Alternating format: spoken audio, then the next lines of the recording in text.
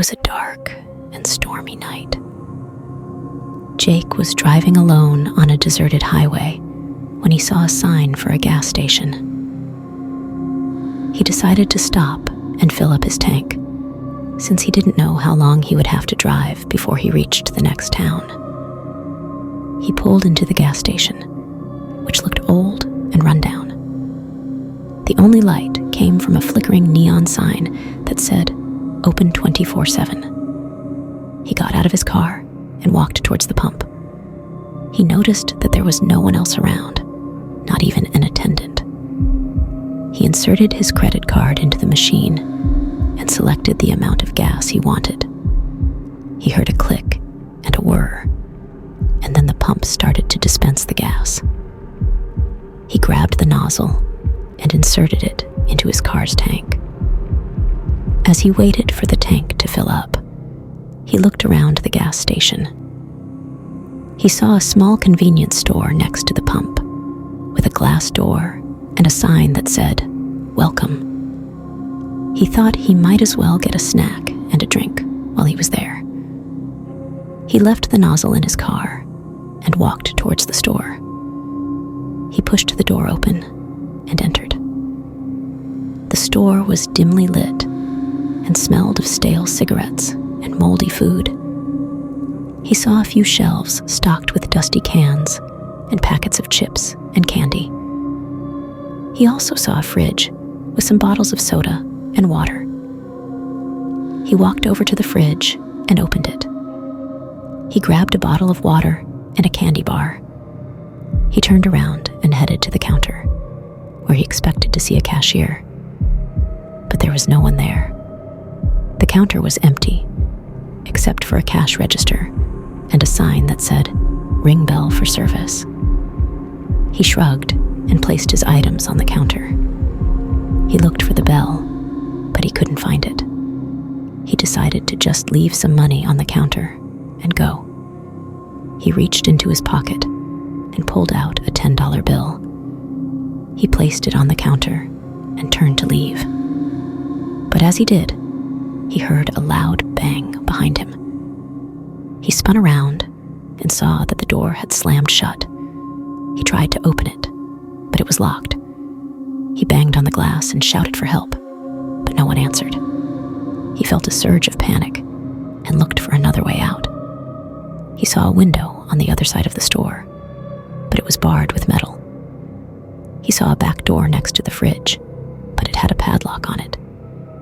He saw a phone on the wall, but it was dead. He realized he was trapped. He wondered who had locked him in and why. He wondered if it was a prank or a robbery or something worse. He wondered if anyone knew he was there or if anyone would come to save him. He heard a noise behind the counter. He looked and saw a figure emerge from behind the cash register. It was a man wearing dirty overalls and a gas mask. He had a shotgun in his hand and a grin on his face. He pointed the gun at Jake and said, "Hello, welcome to my gas station. I hope you enjoy your stay. You're my guest of honor tonight." He pulled the trigger and shot Jake in the chest.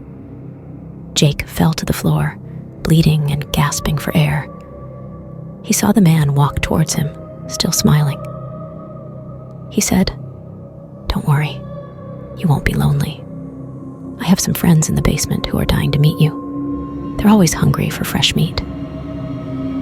He laughed and dragged Jake's body to the back door. He unlocked it and opened it. He threw Jake's body down the stairs, where he heard screams and growls. He closed the door and locked it. He walked back to the counter and picked up the $10 bill. He put it in the cash register and said, "Thank you for your business. Come again soon." He turned off the lights and waited for the next customer. Lena was working the night shift at a remote gas station, located on a lonely stretch of highway. She was bored and tired, counting the minutes until her shift was over. She had not seen a single customer for hours, and the only sound was the hum of the refrigerator and the occasional car passing by. She was about to take a break and watch some videos on her phone when the phone on the counter rang. She picked it up and said, "Hello, this is Lena. How can I help you?" "Hello, Lena. This is a friend. I'm calling to warn you about something. There's a dangerous individual heading your way. He's driving a black SUV with tinted windows. He's armed and dangerous. He's looking for a place to hide. He's a serial killer." Lena felt a surge of fear and disbelief. She looked at the caller ID, but it was blocked. She said, "Who are you? How do you know this? Is this some kind of prank?" "No, this is not a prank. This is serious. I know this because I've been tracking him for a while. I'm a private investigator. I've been hired by the families of his victims. He's killed at least 7 people in the past month. He's on the run from the police. He's heading your way. You need to lock the doors and windows, turn off the lights, and hide. Don't let him see you. Don't let him in. Wait for the police to arrive. They're on their way. I've already called them. Trust me, Lena. I'm trying to save your life." Lena didn't know what to think. She didn't know if she should believe the caller or not. She looked at the CCTV monitor, but she didn't see any black SUV. She said, "How do you know my name? How do you know where I work? How do I know you're telling the truth?" "I know your name because I've been watching you for a while. I know where you work because I've been following you. I'm telling you the truth because I have nothing to gain by lying to you. I'm trying to help you, Lena. Please listen to me. You don't have much time. He's almost there. He's going to kill you if you don't hide. Please, Lena, do as I say." Lena felt a chill run down her spine. She felt like she was in a nightmare. She didn't know who to trust. She didn't know what to do. She said, "Why are you watching me? Why are you following me? Are you the killer? Are you trying to trick me?" "No, Lena, I'm not the killer. I'm not trying to trick you. I'm trying to protect you. I'm your friend. I'm the only one who can save you. Please, Lena, don't waste time. Don't ask questions. Just do as I say. Lock the doors and windows, turn off the lights, and hide. Now, Lena. Now." Lena felt a surge of panic. She didn't know if she should follow the caller's instructions or not. She looked at the CCTV monitor again, and this time she saw a black SUV pulling into the gas station. She saw a man getting out of the driver's seat. He was wearing a black hoodie and a mask. He was holding a gun. He was walking towards the door of the gas station. Lena screamed and dropped the phone. She ran to the back of the store, looking for a place to hide. She saw a closet and opened it. She got inside and closed the door behind her. She heard the door of the gas station being kicked open. She heard footsteps and gunshots. She heard the voice of the caller on the phone, saying, "Hello, Lena. I'm here. I found you. You can't hide from me. You can't escape me. You're mine, Lena. You're mine." It was a cold and windy night. Sam was working the night shift at the gas station, as he had done for the past few months. He hated his job, but he needed the money. He hoped that no one would bother him, as he had a lot of homework to do for his college classes. He was sitting behind the counter, reading a textbook, when he heard a car pull up to the pump. He looked up and saw a black sedan with tinted windows. He couldn't see who was inside, but he He assumed it was a regular customer. He waited for the driver to come in and pay, but no one did. He checked the monitor and saw that the pump was dispensing gas. He wondered why the driver didn't pay first, as it was the usual procedure. He decided to go out and check on the car, hoping that it was just a mistake. He grabbed his jacket and walked out of the store. He felt a chill in the air, and he shivered. He walked towards the car, and he noticed that the license plate was missing. He felt a pang of suspicion, and he quickened his pace. He reached the car and knocked on the window. He said, "Hey, excuse me, you have to pay before you pump. It's the rule." He waited for a response, but he heard nothing. He knocked again, louder. He said, "Hello, anyone there? You have to pay for the gas." He still heard nothing. He tried to look inside the car, but he couldn't see anything. He wondered if the car was empty and if someone had left it there. He decided to open the door and check. He reached for the handle and he pulled.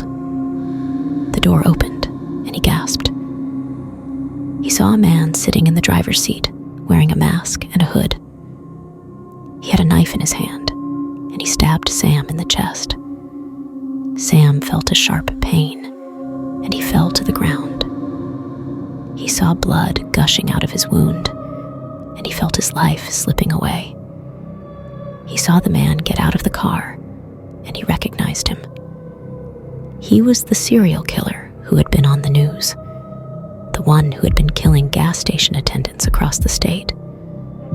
He had a twisted smile on his face and he said, "Sorry, kid. You're the next victim." He grabbed Sam by the hair and he dragged him to the trunk of the car. He opened the trunk and he threw Sam inside. He slammed the trunk shut and he locked it. He got back in the car and he drove away. He left the gas station, leaving the pump running and the store empty. He didn't care about the gas or the money. He only cared about the thrill of the kill.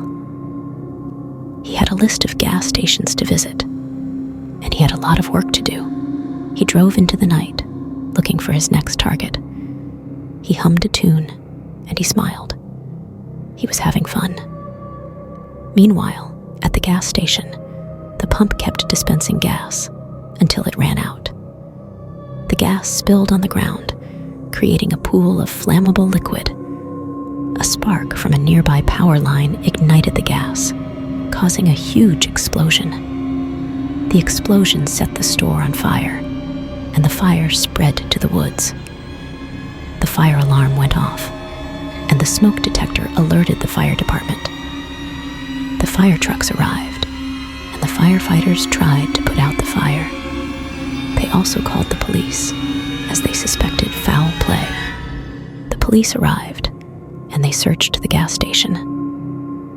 They found the cash register empty and the monitor broken. They also found traces of blood on the ground and a knife on the seat of the car. They realized that there had been a robbery and a murder, and they launched an investigation. They checked the security cameras, and they saw the footage of the black sedan and the masked man. They recognized him as the serial killer, and they alerted the FBI. They also traced the car's VIN number, and they found out that it was stolen. They issued an APB for the car and the killer, and they hoped to catch him before he killed again. They also contacted Sam's family, and they informed them of his death. They expressed their condolences, and they promised to bring justice to his killer. They worked hard, and they followed every lead. They finally tracked down the car and the killer, and they cornered him in a motel. They surrounded the motel, and they ordered him to surrender. He refused, and he opened fire. He killed 2 officers, and he wounded 3 more. He tried to escape, but he was shot in the leg. He fell to the ground, and he was arrested. He was taken to the hospital, and he was treated for his wound. He was then taken to the police station, and he was interrogated. He confessed to his crimes, and he showed no remorse. He said that he enjoyed killing, and that he had a list of gas stations to visit. He said that he had killed 13 attendants, and that he was planning to kill more. He said that he was the phantom pump killer, and that he was unstoppable. He was wrong. He was stopped, and he was brought to justice. He was tried, and he was convicted. He was sentenced to death, and he was executed. He died, and he was forgotten. Subscribe for more fear